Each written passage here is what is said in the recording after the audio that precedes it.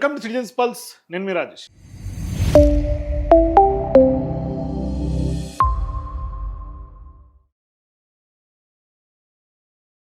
ఇవాళ తెలంగాణలో మొత్తం అగ్రికల్చర్కి సంబంధించినటువంటి సీలింగ్ ల్యాండ్స్ అని, లేకుంటే ఇంకొక కోర్టు కేసులని, ఇట్లా పెద్ద ఎత్తున 22A కిందికి ఆ భూములన్నీ కూడా పెడతా ఉన్నటువంటి నేపథ్యం.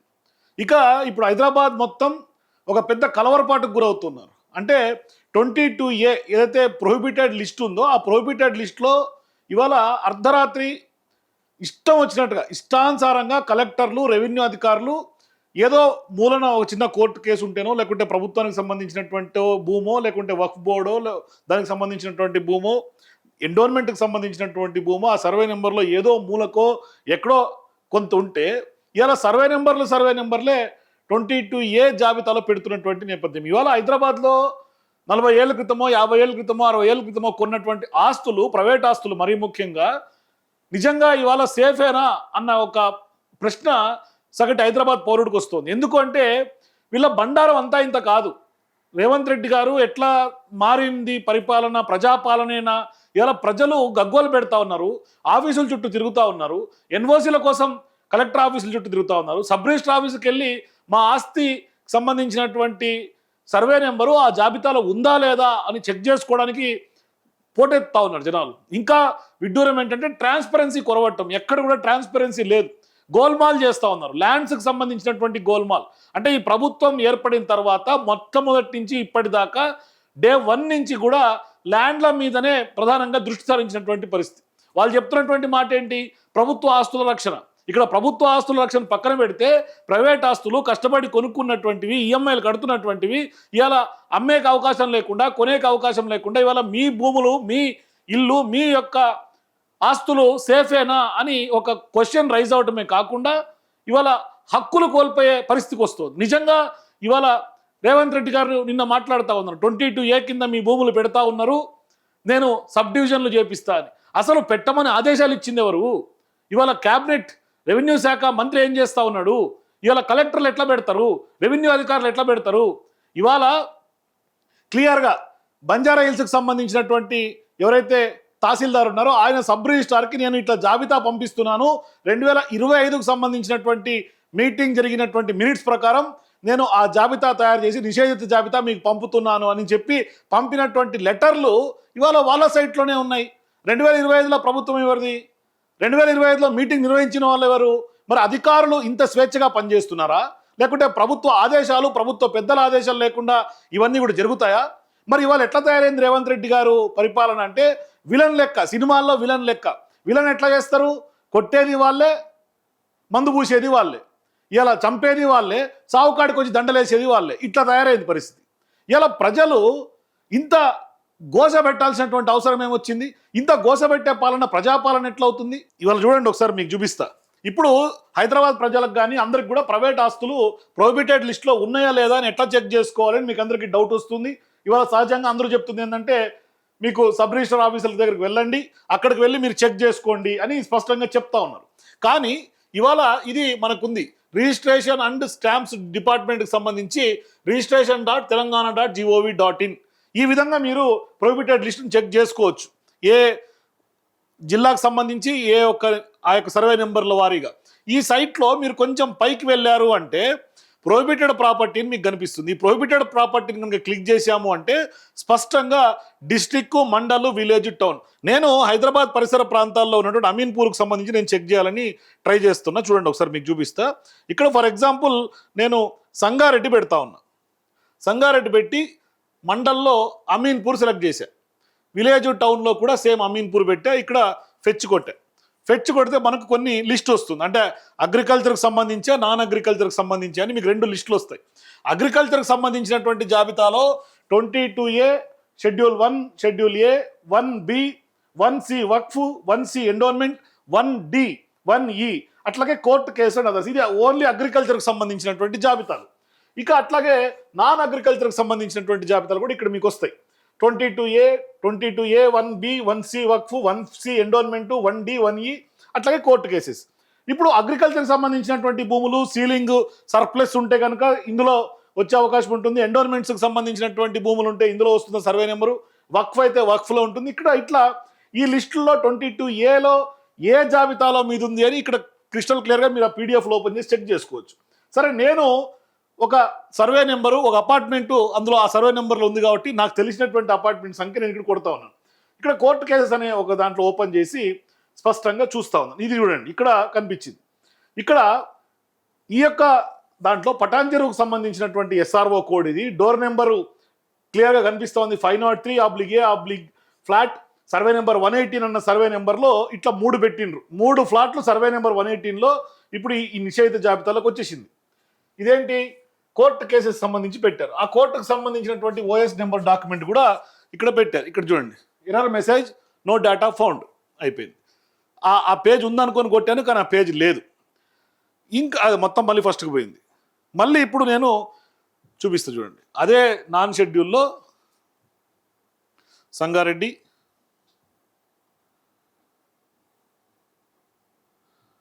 అట్లాగే అమీన్పూర్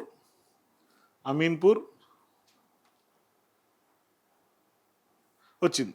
దీంట్లో కోర్ట్ కేస్ అండ్ అదర్స్లో క్లిక్ చేస్తే నేను సర్వే నెంబర్ 340 ఓపెన్ చేస్తా. ఎందుకు 340 కొడుతున్నట్టు నేను మీకు రీజన్ కూడా చెప్తా. ఈ సర్వే నెంబర్ 340 చూడండి,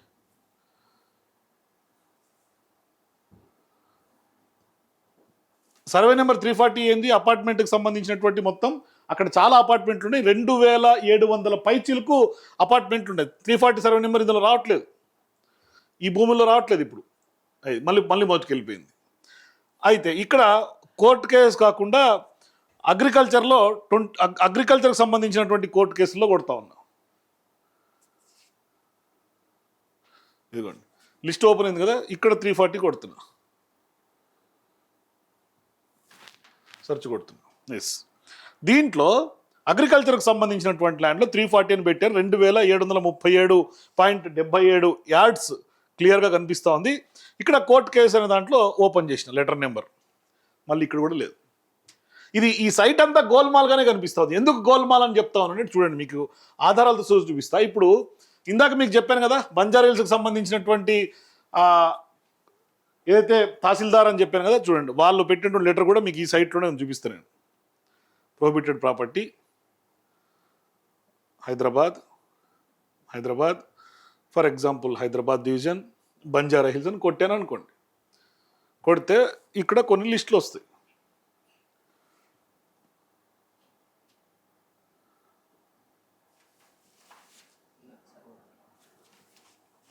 కొంచెం నెట్స్లో ఉన్నట్టుంది.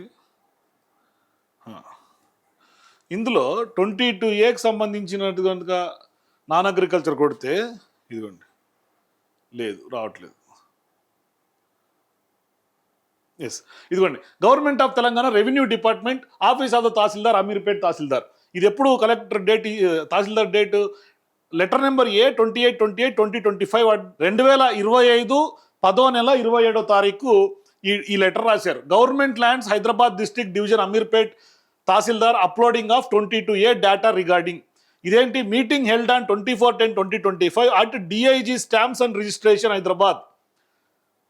Invite your kind attention to the reference cited. It is submitted that as per the 22A government lands data obtained from the office of the Deputy Inspector General Stamps and Registration Department, Hyderabad, and as per the meeting held on 24/10/2025. 24వ తారీఖు meeting జరిగింది. 27వ తారీఖు వీళ్ళు 22A ల్యాండ్స్కి సంబంధించినటువంటి data వాళ్ళు IGRS portal, అంటే ఇందాక చూపించినటువంటి portal అదేంటి, Banjara Hills sub register office data Ameerpet tahsildar upload చేశారు. ఎక్కడ అప్లోడ్ చేశారు, IGRS పోర్టల్కి అప్లోడ్ చేసినట్టుగా వాళ్ళు లెటర్ కరస్పాండెన్స్ పంపిస్తూ ఉన్నారు. చూడండి, ఇది కూడా అంతే. ఇది షేక్పేట్ తహసీల్దార్ సంబంధించినటువంటి లెటర్ క్లియర్గా ఉంది. Government lands Hyderabad district and division Shaikpet tahsildar uploading of 22A data. ఇట్లా క్లియర్గా ఈ రెవెన్యూకి సంబంధించినటువంటి అధికారులు, ఇది ఖైరతాబాద్ తహసీల్దార్కి సంబంధించినటువంటి లెటర్. అంటే 25వ సంవత్సరం 2025లో 10వ తారీఖు 24వ తారీఖు జరిగినటువంటి మీటింగ్ ఆధారితంగా 22A ల్యాండ్స్కి సంబంధించి IGRSకి సంబంధించినటువంటి పోర్టల్లో తహసీల్దార్లు అప్లోడ్ చేశారు. కానీ ఇదే తహసీల్దార్ మీకు NOC ఇస్తే చెల్లదు, మళ్ళీ కలెక్టర్ నుంచి NOC తెచ్చుకోవాల్సిందే. అప్పుడే మీకు ఈ 22A నుంచి ఇప్పుడు నిషేధిత జాబితాని తొలగించబడుతుంది. కానీ వాళ్ళు రేవంత్ రెడ్డి గారు ఏం చెప్తా ఉన్నారు, సబ్ డివిజన్లు చేసి చేస్తా అంటా ఉన్నాడు. చూడండి, ఇంకా ఇక్కడ గోల్మాల్ అని ఎందుకు అంటా ఉన్నానంటే చూపిస్తాను చూడండి. ఇది ఒకసారి ఇదే సైట్లో నేను తీసినటువంటి పీడిఎఫ్. ఇది నేను 340 సర్వే నెంబర్ చూపించాను కదా, ఆ 340 సర్వే నెంబర్ ఏదైతే అమీన్పూర్లో 2737 ఎకరాలు 77 గుంటలకు సంబంధించినటువంటిది, ఇది కోర్టు కేసు అని చెప్పేసి అని పెట్టున్నారు కదా. ఇక్కడ రీజన్ ఏం మెన్షన్ చేశారు, కోర్ట్ కేసు అండ్ అదర్స్ అని చెప్పి నాన్ అగ్రికల్చర్లో ఫస్ట్ వచ్చింది. ఇందాక మనం ఓపెన్ చేస్తే అగ్రికల్చర్లో నాన్ అగ్రికల్చర్లో రాలేదు. అగ్రికల్చర్లో ఓపెన్ చేస్తే అగ్రికల్చర్ కోర్ట్ అండ్ కేసులో కనిపించింది కదా. అంటే ఒకసారి ఏమో అగ్రికల్చర్ కోర్ట్స్ అండ్ కేసు, ఒకసారి ఏమో non agricultural courts and case, ఇంకొకసారి ఏమని వస్తుంది ఇది చూడండి, ఇదిగోండి. ఇంకోసారి ఏమొచ్చింది, సీలింగ్ సర్ప్లస్ ల్యాండ్. ఇది మళ్ళీ అగ్రికల్చర్లోకి వెళ్ళిపోయింది. అంటే ఒకసారి ఏమో అగ్రికల్చర్లో కోర్ట్ అండ్ కేసుల్లో ఉంటుంది, ఇంకోసారి ఏమో నాన్ అగ్రికల్చరల్ కోర్ట్ అండ్ కేసుల్లో ఉంటుంది, ఇంకోసారి ఏమో సీలింగ్ సర్ప్లస్ ల్యాండ్ అని అగ్రికల్చర్ డివిజన్లో పెట్టేస్తారు. అంటే ఇక్కడ టైమ్స్ చూడండి, 6/16/53 అంటే 4/53కి తీసినటువంటి స్క్రీన్ షాట్ ఇది సిస్టంలో. 4/53 ఇదెంత 4/5 ఏం కనిపించింది, courts and cases and others అని చెప్పేసి అని ప్రొహిబిటెడ్ ప్రాపర్టీస్ లిస్ట్లో ఉంది. మళ్ళీ ఒక అరగంటకే గంటకో అది మళ్ళీ సర్ప్లస్ సీలింగ్ ల్యాండ్కి వెళ్ళిపోతుంది. మళ్ళీ ఇంకొకసారి చెక్ చేస్తేనేమో ఆ లిస్టులో గందరగోళంగా మారుస్తున్నటువంటి పరిస్థితి. ఇట్లా 22A షెడ్యూల్ పేరు చెప్పి నగర వాసులని బెంబేలెత్తిస్తున్నారు రేవంత్ రెడ్డి గారు. మొత్తం అసలు ఆస్తులు నిజంగా మా హక్కులు మాకు ఉంటాయా, కోల్పోతామన్న ఆవేదన కనిపిస్తుంది. ఇవాళ మరి ఈ సైటే ఇంత గందరగోళంగా మార్చి ఏ సర్వే నెంబర్ ఎప్పుడు ఎక్కడ ప్రత్యక్షమైందో తెలియనటువంటి గందరగోళమైనటువంటి సిచ్యువేషన్స్లో రేవంత్ రెడ్డి గారు ప్రభుత్వం అధికారులు పనిచేస్తున్నారు అంటే, ఇప్పుడు ఆయన ఏం మాట్లాడతాడు, 22Aలో పడి ఉంటే మీరు అట్లనే మీరు కొనుక్కున్న భూమి ఏదైనా కారణం చేత 22Aలో పడి ఉంటే మీరు కొనుక్కున్న భూమి ఏడిపోదు, ఒక ఇంచు కూడా ఏదిపోదు. నేను ఇస్తున్న జమనాత్ ఇస్తున్నా, మీకు భరోసా ఇస్తున్నా. మీ భూమి మీకు అధికారులతో మాట్లాడి మీరు రిజిస్ట్రేషన్లు చేసుకున్నట్టు అన్ని ఆదేశాలు ఇస్తా. ఒక్క సర్వే నెంబర్లో 500 ఎకరాలు ఉంటే కోర్టు ఆర్డర్ ఇస్తే ఆ సర్వే నెంబర్ మొత్తం 22Aలో ప్రొహిబిటెడ్ లిస్ట్ లో పెడుతున్నారు. ఎట్లా పెడతారు? ప్రభుత్వానికి డైరెక్షన్స్ ఇవ్వాల్సినటువంటి ఆ అజమాయిషి, ఆ యొక్క జవాబుదారీతనం ఎవరిది ఉంటుంది? ముఖ్యమంత్రిగా మీకుండదా? మంత్రిగా పొంగులేటి శ్రీనివాసరెడ్డి గారికి ఉండదా? పెడుతున్నారు అధికారులు. ఎట్లా పెడతారండి? ఆ అధికారులు ఎవరిలో ముందు చూసి ఇంతమంది పబ్లిక్ని ప్రజాపాలనలో ప్రజలు సఫర్ అయినటువంటి డెసిషన్ను ఇనిషియేట్ చేసింది ఎవడు, కారణంగా ఉన్నదెవడు, ఆ అధికారులు పెట్టింది ఎవడు? మీరు అందరూ లిస్ట్ అవుట్ చేసి సస్పెండ్ చేయండి. అంటే ప్రజల ప్రాపర్టీని 22A షెడ్యూల్ కింద పెట్టాల్సినటువంటి అవసరం ఎందుకు వచ్చింది? ఇవాళ ఏదైతే ఉందో కోర్టు కేసులు ఉందో ఆ కోర్టు కేసులకు సంబంధించినటువంటి ఆ పార్ట్ వరకే పెట్టుకోండి కదా. మీరు మొత్తం సర్వే నెంబర్లు ఎట్లా పెడతారు? 30 ఎకరాలు 40 ఎకరాలు కొన్ని అయితే ఊర్లే పెట్టిరు షెడ్యూల్లో. ఇదేం విడ్డూరం నాకు అర్థం కావట్లే. ఊర్లు దాని మీద అమ్మడానికి వీల్లేదు, కొనడానికి వీల్లేదంటే అసలు రిజిస్ట్రేషన్లు ఏమైపోతాయి, ప్రజలు ఏమైపోతారు? కొందరు నిజంగా రేవంత్ రెడ్డి గారు చేసే పనులకి నిజంగా హార్ట్ పేషెంట్లు అయితే గుండె చచ్చిపోతారు. ఇట్లా ఆడుకుంటారా ప్రజలతోటి? ఒకసారి ఏమో హైడ్రా, ఒకసారి ఏమో 22A. ఇక అసలు ఎందుకు ఓటేసినామరా అని అనిపించే కాడికి తీసుకొస్తారు లాస్ట్కి. ఈయనట ఇప్పుడు సబ్ డివిజన్లు చేసి ఈయన మొత్తం ఎవరి భూములు వాళ్ళవే ఇచ్చినట్టుగా చేస్తారట. అసలు మీరు అదే పొంగులేటి గారు చేసినట్టు ఖమ్మంలో వాళ్ళే ఇల్లు కూలుస్తారు, వాళ్ళే ఇల్లులు కట్టిస్తారు ఆ వెలుగు మట్ల. అట్లనే ఉంది తరీకా. అంటే మీరు పొలిటికల్ లీడర్లుగా లేరు, ప్రజల పాలిట విలన్ లెక్క తయారైనరు. మీరే కొడతారు, మీరే మందు రాస్తారు, మీరే సమస్య సృష్టిస్తారు, మీరే దానికి సొల్యూషన్ చెప్తున్నారు. కేసున్న 2 ఎకరాలు 4 ఎకరాలు 5 ఎకరాలు ఉంటే కోర్టు ఆదేశాలు ఉంటే ప్రభుత్వ భూమి ఉంటే వాటిని పక్కన పెట్టి మిగతా మీరు కొనుక్కున్న భూములు, మీరు కట్టుకున్న ఇండ్ల భూములు రిజిస్ట్రేషన్ అయ్యేటట్టు 100% మీకు మంచి జరిగేటట్టు చేస్తా. ఎవరు ఆందోళన చెందాల్సిన పని లేదు. మీకోసం పని చేయాలన్న సంకల్పం ఉంది. విధ్వంసమైన తెలంగాణను వికాసం వైపు నడిపించడానికి రోజుకు 18 గంటలు పనిచేసే శక్తి దేవుడు నాకు ఇచ్చిండు. మీకు శక్తి సరిపోదు, ప్రజలు కూడా కొంచెం స్ట్రాంగ్ గా మెంటల్ ఎబిలిటీ ఉండాలా. ఎంత మెంటల్ ఎగోనికి గురి చేస్తారు మీరు ఇవాళ? ఎంత మెంటల్ ఎగోని అంటే నిజంగా మా భూములు మా ఆస్తులు మాకు ఉంటాయా ఉండవా అనే కాడికి వచ్చింది. ఎట్లా ఈయనట మళ్ళీ ఇప్పుడు చెప్తుండే మొత్తం ఎవరు కోల్పోవద్దు అని. పరిస్థితి ఒడిగడుతుందంటే ఇవాళ భూముల మీద ఎట్లా కన్ను పడదో ఇవాళ వీళ్ళు వచ్చిందే. నాకు తెలిసి రేవంత్ రెడ్డి గారికి పరిపాలన అనుభవం లేకపోవచ్చు, కానీ భూముల మీద మాత్రం ఈ రాష్ట్రంలో ఎవ్వరి లేనంత అనుభవం మాత్రం రేవంత్ రెడ్డికి ఉంది. రిసోర్సెస్ కాదు. అందుకే సంగారెడ్డి కలెక్టర్ కావచ్చు, మెదక్ కలెక్టర్ కావచ్చు, భువనగిరి కలెక్టర్, మల్కాజిగిరి కలెక్టర్, ఇవాళ రంగారెడ్డి కలెక్టర్, అంతేకాదు వికారాబాద్ కలెక్టర్. ఎక్కడెక్కడైతే 5 కోట్లు 10 కోట్ల విలువైన భూములు ఉన్నాయో అలాంటి జిల్లాలలో ఉన్నటువంటి కలెక్టర్లకు నా భూమి కూడా నాది అని చెప్పి నేనే ప్రూవ్ చేసుకోవాలట. నా భూమి ఇది నాదే అని చెప్పి నేను ప్రూవ్ చేసుకోవాలట. మొత్తం తీసుకపోయి 22 కింద పెట్టింది. మీకు తెలుసో తెలియదో ఈ మధ్యకాలంలో ఎప్పుడో వచ్చినాయి 30 ఏళ్ల క్రితం ఉన్నటువంటి గేటెడ్ కమ్యూనిటీలు, 40 ఏళ్ల క్రితం కట్టినటువంటి కాలనీలు, 20 ఏళ్ల క్రితం కట్టిన అపార్ట్మెంట్లు, ఇవాళ హైదరాబాద్ చుట్టుపక్కల కొన్ని వేల కాలనీలు, వేల గేటెడ్ కమ్యూనిటీలు, వేల అపార్ట్మెంట్లు, లక్షల ఎకరాలు ఉన్నటువంటి భూములలో కట్టిన ఇళ్ళని కూడా ఇవాళ 22A కింద పెట్టిండ్రు. 22A కింద పెట్టిండ్రు, నిషేధిత జాబితాలో పెట్టిండ్రు. 30 ఏళ్ల క్రితం కొనుక్కున్నోడికి ఇవాళ నిషేధ జాబితా పెట్టమంటే మీకు మెదడు ఉన్నట్టా లేదా మీరు ఆలోచన చేసుకోండి. మనకి నైబర్హుడ్ అని ఉంటుంది గుళ్ళపోచంపల్లి. 22A కింద పెట్టిన కర్మానికి ఆయన రెవెన్యూ మంత్రి గారు అంటారు, ఎట్లా పెట్టిన మా కలెక్టర్లు, మీరు తొందరపడకండి, మీరు భయపడకండి. ఎవరు పెట్టమన్నాడు మిమ్మల్ని? ఎవరు పెట్టమన్నారు? ఎందుకు ఇలా గోసపుచ్చుకుంటున్నారు మీరు? ఇవాళ అధికారుల మీద మీరు ఎందుకు నెడుతున్నారు? ముఖ్యమంత్రి గారి ఆదేశాలు లేకుండా, రెవెన్యూ మంత్రి గారి ఆదేశాలు లేకుండా 22A కింద పెట్టిన దమ్ము కలెక్టర్కు ఉందా అని చెప్పి అడుగుతా ఉన్నా. ఏ కలెక్టర్గా దమ్ము లేదు, ఏ ఆర్టీఓగా దమ్ము లేదు. ఇవాళ మీరు పైనుంచి ఆదేశాలు ఇచ్చి మీరు పెట్టిస్తున్నారు. పెడితే మీరు వాళ్ళ దగ్గర పోవాలి. ఇవాళ నా భూమి నేను కన్వర్షన్ చేసుకోవాలంటే డబ్బులు ఇవ్వాలట. నా భూమిని ఇవాళ ఇది పరిస్థితి. అంటే ఎంపీ ఈటల గారు మాట్లాడినట్టుగా నా భూమి అని ప్రూవ్ చేసుకోవడానికి నేను ప్రభుత్వం దగ్గరికి వెళ్ళి నా భూమిని ప్రూవ్ చేసుకోవాలా, మీరు ఆందోళన చెందుతాను ఒక ఆయన చెప్తాడు, సబ్ డివిజన్లు చేసి మేము మిమ్మల్ని ఆందోళన చెందకుండా ఉండాలని సీఎం గారు చెప్తారు. అసలు ఎందుకు వచ్చింది సమస్య అనేది కాడికి మాట్లాడరు. అసలు గత ప్రభుత్వంలో లేదు, గత 10 ఏళ్ళు ఈ సమస్య లేదు, తెలంగాణ ఏర్పడిన తర్వాత లేదు, ఏర్పడక ముందు లేదు.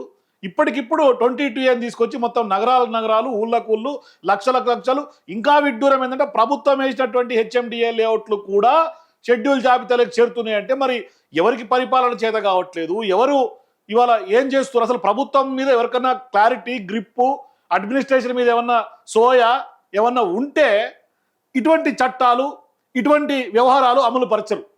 అసలు ఏం చేస్తున్నామో తెలియదు. ఇందాక నేను మీకు 340 సర్వే నెంబర్ చూపించిన కదా, ఇదిగోండి వాళ్ళు పెట్టినటువంటి డాక్యుమెంట్ ఇది ఏం డాక్యుమెంట్ అని పెట్టిరు? ఇందాక నాకు ఓపెన్ కాలే, గతంలో ఓపెన్ అయినప్పుడు డౌన్లోడ్ చేసి పెట్టిన, ఇప్పుడు డౌన్లోడ్ అవుతలే. అది ఆ సైట్కు పనిచేస్తున్నటువంటి పనితీరు. ఇవాళ to the sub registrar district registration office Kandi Sangareddy అని ఎవరు రాసిర్రండి?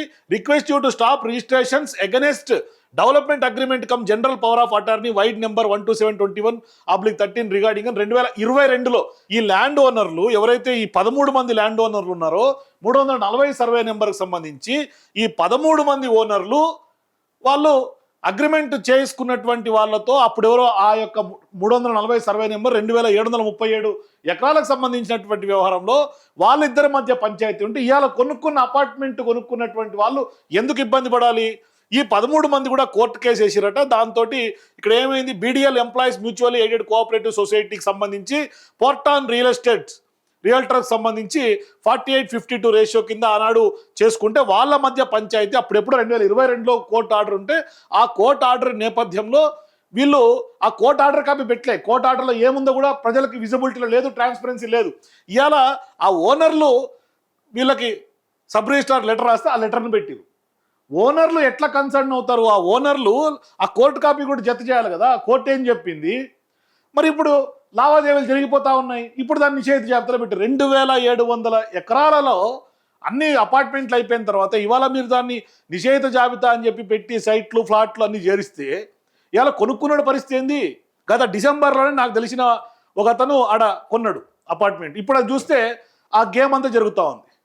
ఇది పరిస్థితి. కాబట్టి 22A ఉద్దేశం ఏంది? ఈ ప్రభుత్వం ఏం చేయదలుచుకుంది హైదరాబాద్ని? ఈ ప్రభుత్వం ఏం చేయదలుచుకుంది తెలంగాణను? మీరు కూడా మీ అప్పటి కింద కామెంట్స్ చెప్పండి. For more videos please watch citizens pulse.